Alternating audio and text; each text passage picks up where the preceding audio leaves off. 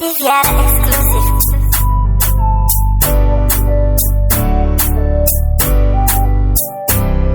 DXN music. Masamura injini Tane baruzeva Lichia chitipeta Kana zakutanga zakuputika Mwanangu daishika patara Tarira watu wachimandara Chenjere kulumwa ne matara Mambana tazokona wakumangara Mwanangu daishika patara Tarira watu wachimandara Chenjere kulumwa ne matara Mambana sazo uya wakumangara Koza uliwega mwana zikana Kana ukarazikana patikana Kauri ndakatarisa kuma Kunyango kawani kwa muruzefa Unopuga maoka una mate Nzira zako mariva kupindule Kana ukadaro mwanangu Unenge wapasada kuwera Mwanangu daishika patara Tarira watu wachimandara Chenjere kulumwa ne matara Mambwana tazokona wakumangara Mwanangu daishika patara Tarira watu wachimandara Chenjere kulumwa ne matara Mambwana sazo uya wakumangara Iningini ndaka kubereka Na mai wako wakakutakura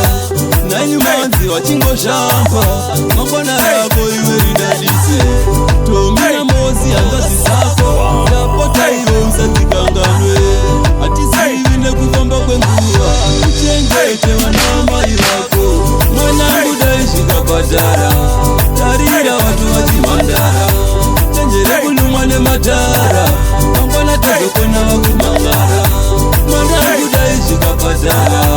Tarira watu wachimandara Chenjere kulumwa ne matara Mambwana sazo uya wakumangara Koza uliwega mwana zikana Kana ukarazikana patikana Pauri ndakatarisa puma Kunyango kawani kwa muruzefa Unopuga maoka una mate Nzira zako mariva kupindule Kana ukadaro mwanangu Unenge wapasaka kuwera Mwanangu daishika patara Tarira watu wachimandara